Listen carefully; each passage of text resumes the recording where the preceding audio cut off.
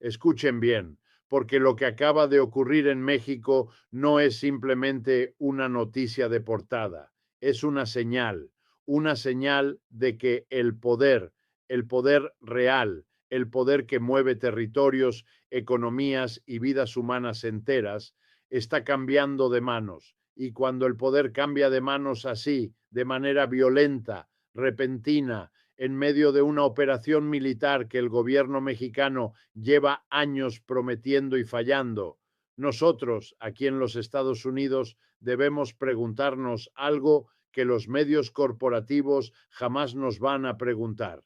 ¿Quién se beneficia? Porque el cártel Jalisco Nueva Generación no es solo una organización criminal, es una estructura de poder paralela, con economía propia, con territorio propio, con lealtades compradas y con vínculos documentados, verificados, que alcanzan instituciones financieras, gobiernos locales y sí, también cruzan esta frontera hacia el norte. La supuesta muerte del Mencho no cierra un capítulo, lo abre. Y lo que viene después es lo que nadie está analizando todavía. Vamos a hablar de historia, no de la historia que te enseñaron en la escuela, sino de la historia que explica por qué hoy México está ardiendo, por qué las calles de Jalisco, de Michoacán, de Guanajuato amanecen con sangre y por qué la supuesta caída de uno de los hombres más buscados del planeta no va a cambiar absolutamente nada en la vida de la gente común. Nada. Y eso, precisamente eso, es lo que necesitamos entender antes de celebrar o de llorar. Porque mira, cuando los medios mainstream, tanto en inglés como en español, te presentan esta noticia, te la presentan como si fuera una película de acción, como si hubiera héroes y villanos claramente definidos, como si el Estado mexicano fuera el héroe y el cartel fuera el monstruo. Pero la realidad material, histórica, económica, es mucho más complicada que eso. Y si no entendemos esa complejidad, seguiremos siendo consumidores pasivos de noticias en lugar de ciudadanos que comprenden el mundo en que viven. Empecemos desde el principio. El cártel Jalisco Nueva Generación, conocido como CJNG, no nació de la nada. No surgió porque un día un hombre llamado Nemesio Oseguera Cervantes, alias El Mencho, decidió ser malo. No. El CJNG es el producto directo de décadas de fracaso estructural, es el resultado de un sistema económico que abandonó a millones de mexicanos, es la consecuencia lógica, dolorosa, brutal, pero lógica, de un capitalismo que prometió desarrollo y entregó miseria. Cuando el sistema formal no ofrece empleo digno, cuando las instituciones del Estado están capturadas por intereses privados, cuando un joven en Jalisco o en Michoacán no tiene otra opción que la economía informal o la economía ilegal, ¿de verdad nos sorprende lo que ocurre? Y esto no es una justificación, que quede claro, no estoy justificando la violencia, estoy explicándola, porque si no la explicamos, si solo la condenamos moralmente sin entender sus raíces, seguiremos en el mismo ciclo infinito de operativos militares, detenciones mediáticas y titulares de golpe histórico al crimen organizado que no cambian nada en el fondo. Llevamos 40 años en ese ciclo, 40 años de guerra contra las drogas y el resultado es más carteles, más violencia, más territorio perdido, más muertos. Eso debería decirnos algo sobre la estrategia, debería decirnos que la estrategia está equivocada, pero los gobiernos no cambian estrategias fallidas cuando esas estrategias les siguen siendo útiles de otras maneras. Hablemos del Mencho específicamente, porque este hombre no es simplemente un criminal de película. Su historia personal es la historia de México en miniatura. Nació en Michoacán en una familia pobre, en condiciones de marginación que la mayoría de nosotros aquí en los Estados Unidos difícilmente podemos imaginar.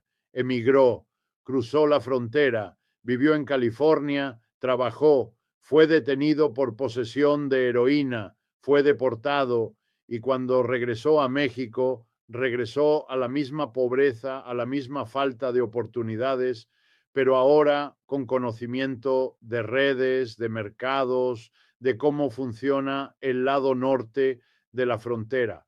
Lo que hizo con ese conocimiento fue criminal, absolutamente criminal, pero el camino que lo llevó hasta ahí no fue un accidente individual, fue el producto de un sistema que lo falló en cada etapa de su vida. Y aquí viene algo que muy pocos analistas están dispuestos a decir en voz alta: el negocio del narcotráfico no existiría a esta escala si no hubiera una demanda masiva en los Estados Unidos.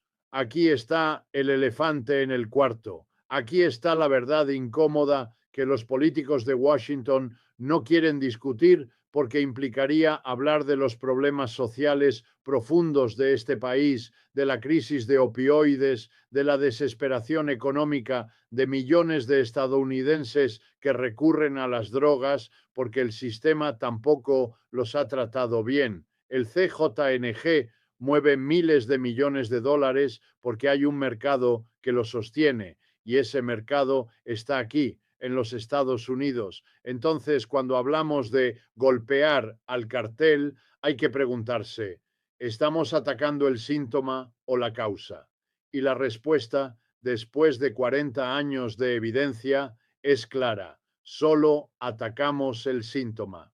Ahora bien, volvamos al evento específico, la operación en la que supuestamente murió el Mencho. Seamos cuidadosos aquí, porque en el mundo del crimen organizado y en el mundo de la política mexicana, las cosas no siempre son lo que parecen. Hemos visto esto antes. Hemos visto operativos presentados como triunfos históricos que luego resultan ser mucho más complicados. Recordemos el famoso Culiacanazo de 2019, cuando el gobierno de López Obrador capturó al hijo del Chapo y luego lo liberó porque la presión del cartel fue demasiado grande. El Estado mexicano liberó a un capo capturado porque no pudo sostener la confrontación. Eso nos dice algo sobre la correlación de fuerzas real entre el Estado y los carteles en México. Y ahora se nos dice que el Mencho murió en una raid.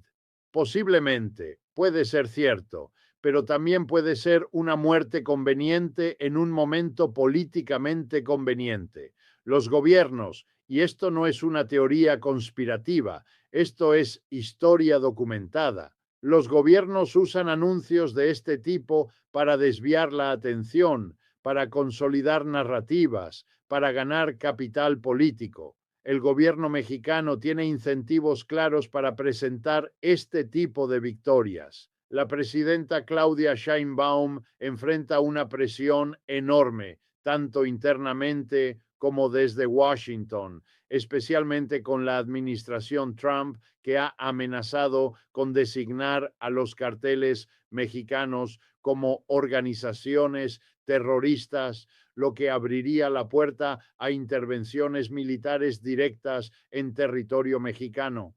En ese contexto, anunciar la muerte del Mencho es un movimiento político de primer orden. Nos dice: podemos manejarlo nosotros solos, no necesitan intervenir. Hablemos de esa relación entre México y los Estados Unidos, porque es absolutamente central para entender todo esto. Porque aquí hay algo que la narrativa dominante en los medios americanos, tanto en inglés como en español, no te cuenta. La relación entre los dos países en materia de seguridad es profundamente asimétrica y profundamente hipócrita. Los Estados Unidos exigen que México combata a los carteles, pero los Estados Unidos también son el principal proveedor de armas que esos carteles usan. Las armas que porta el CJNG, las que usaron en este asalto masivo del que hablamos hoy, la mayoría de esas armas cruzaron la frontera de norte a sur, no de sur a norte. Las armas fluyen hacia el sur, las drogas fluyen hacia el norte y el dinero de verdad, termina siendo lavado en instituciones financieras que operan perfectamente dentro del sistema legal americano y global. Eso es lo que se llama el sistema. Eso es capitalismo funcionando exactamente como fue diseñado, privatizando las ganancias y socializando las pérdidas. Las pérdidas, en este caso, son los miles de muertos, los desplazados, las comunidades destruidas. Vamos ahora a hablar del poder interno en México y cómo este evento, si es verdadero, va a reorganizar ese poder. Porque cuando cae la cabeza de una organización de esta magnitud, no desaparece la organización. Eso es un mito. Eso es exactamente lo que le pasó al cartel de Sinaloa después de la captura del Chapo. Se fragmentó, sí, pero no desapareció. Se dividió en facciones que en muchos casos se volvieron más violentas, más caóticas, más impredecibles, precisamente porque perdieron la estructura de mando centralizado. El orden mafioso, por brutal que sea, tiene una lógica. Cuando ese orden colapsa, lo que sigue suele ser peor a corto plazo. Las guerras internas por la sucesión son las más sanguinarias. Y eso es exactamente lo que podría ocurrir ahora con el CJNG si la muerte del Mencho se confirma. Las preguntas que hay que hacerse son: ¿quién toma el control? ¿Hay una estructura de liderazgo ya establecida dentro del CJNG que pueda mantener la cohesión? ¿O vamos a ver una fragmentación violenta que va a ensangrentar aún más a los estados donde el CJNG tiene presencia? Jalisco, Guanajuato, Michoacán, Colima, Baja California. Estos son territorios donde el CJNG ha construido una presencia profunda, no solo militar, sino también social y económica, porque eso es algo que tampoco nos dicen. Los carteles no son solo bandas armadas, son en muchas comunidades el proveedor de servicios que el Estado nunca llegó a dar. Construyen infraestructura, pagan fiestas patronales, emplean a jóvenes, alimentan a familias. Eso les da una base social que ningún operativo militar puede eliminar de un golpe. La base social se elimina dando oportunidades reales. Y eso requiere una transformación económica que ningún gobierno mexicano, de izquierda o de derecha, ha sido capaz o ha estado dispuesto a implementar verdaderamente. Y aquí llegamos a algo que me parece fundamental discutir en este momento, especialmente para nuestra audiencia aquí en los Estados Unidos. Muchos de nosotros tenemos familia en México. Muchos de nosotros cruzamos esa frontera. Vivimos entre dos mundos, entendemos las dos realidades y cuando vemos titulares como este, tendemos a reaccionar de dos maneras: o con alivio, por fin ya cayó ese monstruo, o con escepticismo, esto no va a cambiar nada. Yo les digo que las dos reacciones tienen algo de verdad y que ninguna de las dos es suficiente. El escepticismo sin análisis nos lleva al cinismo paralizante. El alivio sin análisis nos lleva a la celebración prematura. Lo que necesitamos es análisis. Lo que necesitamos es entender la estructura para poder imaginar cómo transformarla. Porque eso es en última instancia de lo que estamos hablando. No estamos hablando solo de un hombre muerto o no muerto en una operación militar. Estamos hablando de estructuras de poder. Estamos hablando de por qué esas estructuras existen. Estamos hablando de qué tipo de transformaciones económicas y políticas serían necesarias para que esas estructuras dejaran de ser necesarias para millones de personas. Y cuando lo planteamos así, nos damos cuenta de que el problema no tiene solución militar. Nunca la tuvo. La guerra contra las drogas fue declarada por Richard Nixon en 1971. Han pasado más de 50 años de política fallida, de encarcelamiento masivo, de militarización de fronteras, de operativos espectaculares, y el resultado es que hoy los carteles mexicanos son más poderosos, más ricos, más sofisticados que en cualquier momento de la historia. Eso no es un fracaso accidental, es un fracaso sistémico. Es un fracaso que nos habla de algo más profundo sobre cómo está organizado el poder en este hemisferio. Hablemos del dinero, porque siempre que quieras entender el poder, tienes que seguir el dinero. El CJNG genera estimaciones de entre 10 y 20.000 millones de dólares anuales. Eso no es dinero que desaparece.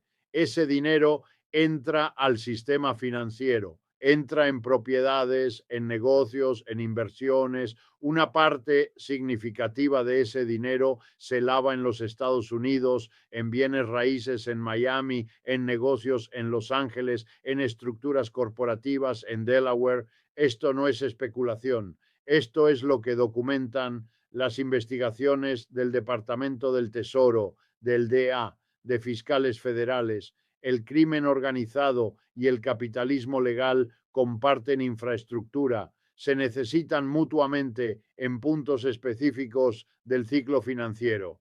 Y eso significa que cualquier ataque serio al narcotráfico tendría que ser también un ataque serio a ciertas prácticas del sistema financiero legal. ¿Están los gobiernos dispuestos a hacer eso? La historia nos dice que no, porque las mismas élites que controlan el sistema financiero tienen influencia directa sobre los gobiernos que teóricamente deberían regularlo. Esto nos lleva a hablar de la geopolítica más amplia, porque México no existe en el vacío. México existe en un momento histórico en el que el orden mundial está siendo redefinido. Estamos en un periodo de transición hegemónica. El dominio absoluto de los Estados Unidos en el hemisferio occidental está siendo desafiado, no directamente por México, sino por los cambios más amplios en el sistema internacional. China ha expandido su presencia económica en América Latina de manera dramática en los últimos 15 años. Rusia mantiene relaciones con actores en la región. Y en ese contexto, México, la segunda economía de América Latina, el socio comercial número 1 de los Estados Unidos, el país con la frontera más traficada del planeta, México se convierte en un tablero de ajedrez geopolítico de primera importancia. La pregunta de quién controla la seguridad en México, de quién tiene el poder dentro del territorio mexicano, no es solo una pregunta interna. Es una pregunta con implicaciones para el balance de poder en toda la región. Y los Estados Unidos lo saben. Por eso la administración Trump ha sido tan agresiva en su retórica hacia México. Las amenazas de designar a los carteles como organizaciones terroristas, las amenazas de imponer aranceles si México no hace lo que Washington quiere en materia de seguridad, la presión para permitir operaciones militares americanas en territorio mexicano, todo esto tiene una lógica geopolítica que va más allá del narcotráfico. Es la lógica de mantener a México dentro de la órbita de influencia americana, de asegurarse de que el socio del sur no se aleje demasiado, de que no busque alternativas estratégicas.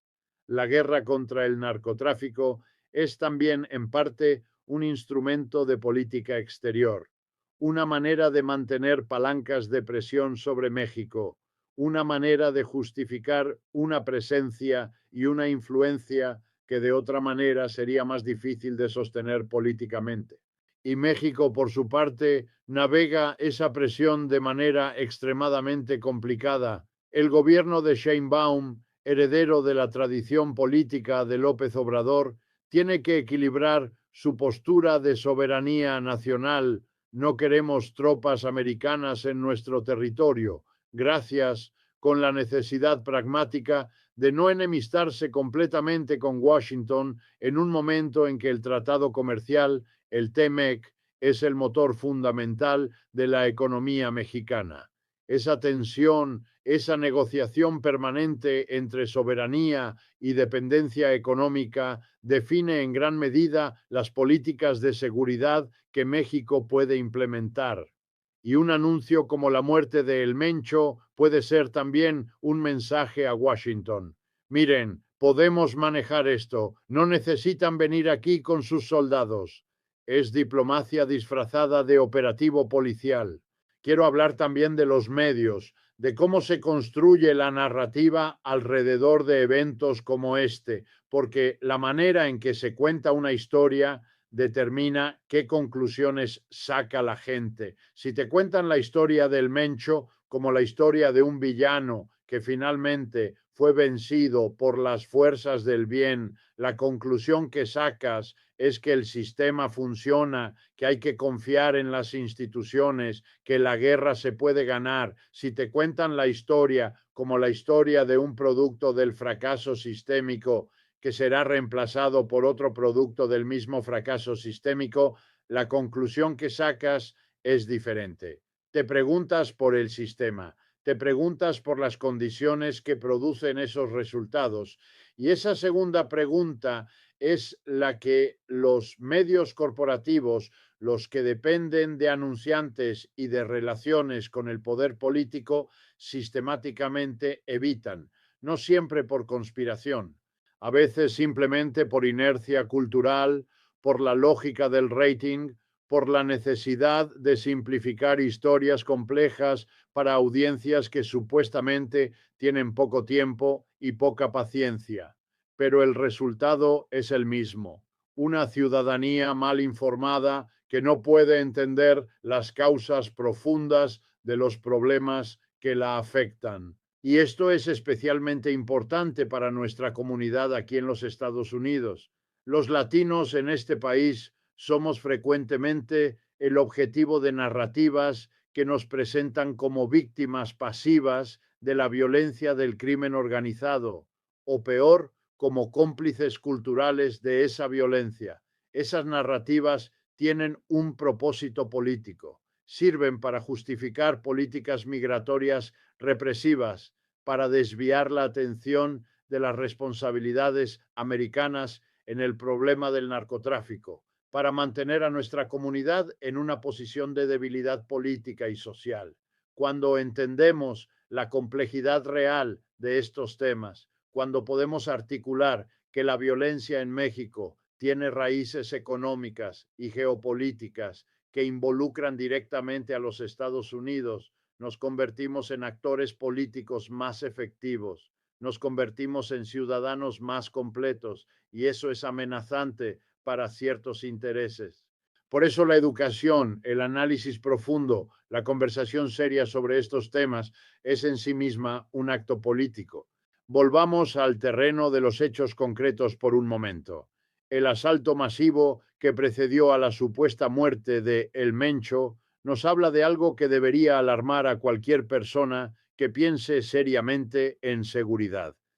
El CJNG fue capaz de desplegar una fuerza militar significativa, coordinada, armada con armamento de grado militar en múltiples frentes simultáneamente. Eso no lo hace una pandilla callejera, eso lo hace una organización con estructura militar real, con logística, con inteligencia operativa, con capacidad de movilizar recursos humanos y materiales a una escala que rivaliza con las fuerzas armadas de muchos estados. El Estado mexicano enfrentó a una fuerza que, en términos de equipo y determinación, no es tan inferior a él como nos gustaría pensar, y eso nos habla de décadas de inversión, de reclutamiento, de entrenamiento. No improvisan, han construido algo. Y la pregunta que sigue siendo, ¿qué sigue? Si el Mencho murió, ¿quién llena el vacío? ¿Lo llena alguien del interior del CJNG con suficiente autoridad para mantener unida la organización? ¿O entramos en un periodo de guerra interna que va a significar más violencia, más desplazamiento, más muerte para las comunidades que viven en los territorios bajo disputa? La historia de los carteles mexicanos nos dice que las transiciones de poder nunca son limpias. Siempre hay sangre, siempre hay fracturas. El cartel del Golfo, la familia michoacana, los caballeros templarios, el propio cartel de Sinaloa, todos atravesaron crisis de liderazgo que resultaron en explosiones de violencia. No hay razón para pensar que el CJNG sería diferente. Y mientras eso ocurre, mientras la reorganización del poder criminal se negocia con balas, son las comunidades ordinarias las que pagan el precio. Los campesinos que no pueden ir al campo, los empresarios locales que tienen que pagar extorsión a cualquier facción que controle su esquina en este momento de transición, las mujeres que son particularmente vulnerables en estos periodos de caos, los jóvenes que son reclutados a la fuerza o por necesidad económica. La violencia en México no es abstracta, es muy concreta y muy específica y cae sobre hombros muy específicos, siempre los más vulnerables, siempre los que menos poder tienen para protegerse. Por eso, cuando hablamos de esto, tenemos que hablar con esa conciencia. No podemos permitirnos el lujo del análisis frío y distante que trata todo esto como un juego geopolítico sin rostro humano. Detrás de cada estadística hay una persona, detrás de cada operativo hay familias afectadas, detrás de cada reorganización del crimen organizado hay comunidades que van a vivir en mayor o menor inseguridad dependiendo de cómo se resuelva la lucha por el poder. Eso es real, eso importa. Y cualquier análisis serio de estos temas tiene que mantener esa dimensión humana en el centro. Al mismo tiempo, mantener esa dimensión humana no significa abandonar el análisis estructural. Al contrario, el análisis estructural es exactamente lo que nos permite entender por qué esas personas están sufriendo y qué tipo de cambios podrían aliviar ese sufrimiento. No operativos militares, no titulares de golpe histórico, cambios reales en las condiciones económicas, inversión en educación, en salud, en infraestructura, en oportunidades de vida digna, regulación seria de los mercados financieros para cerrar las puertas al lavado de dinero, una política de drogas basada en salud pública en lugar de criminalización, reforma profunda de las instituciones de seguridad para eliminar la corrupción estructural. Estas son las medidas que la evidencia señala como efectivas y estas son exactamente las medidas que los sistemas políticos existentes, capturados por intereses económicos que se benefician del status quo, no están implementando. Porque seamos claros, el status quo en México no es accidental ni mero producto de incompetencia o mala voluntad, es el resultado de una distribución específica del poder económico y político que tiene beneficiarios concretos. Hay personas, corporaciones e instituciones que se benefician de que México siga siendo un país de salarios bajos, sindicatos débiles, instituciones capturables y una enorme economía informal que funciona como válvula de escape para la presión social. El crimen organizado es parte de ese sistema de válvulas. No es un accidente, es una función. Cambiarlo requiere mucho más que operativos militares, exige transformar las relaciones de poder económico que los actuales beneficiarios no van a ceder voluntariamente. La lección de la historia es clara. Las estructuras de poder no se reforman desde arriba por buena voluntad, se transforman desde abajo por presión organizada, movimientos sociales y demandas colectivas que no cesan hasta que el cambio se vuelve inevitable.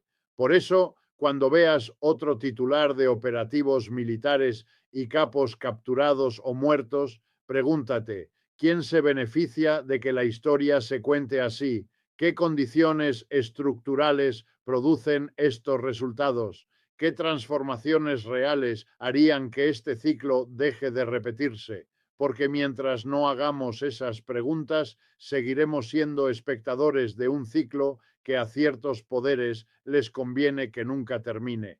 Eso es lo que está en juego, no solo la vida de un capo, sino el futuro de millones, el tipo de sociedad que queremos y el mundo que dejaremos a los que vienen. Y esas preguntas no se responden con operativos, sino con conciencia, organización y la determinación de rechazar las narrativas fáciles que nos mantienen dormidos.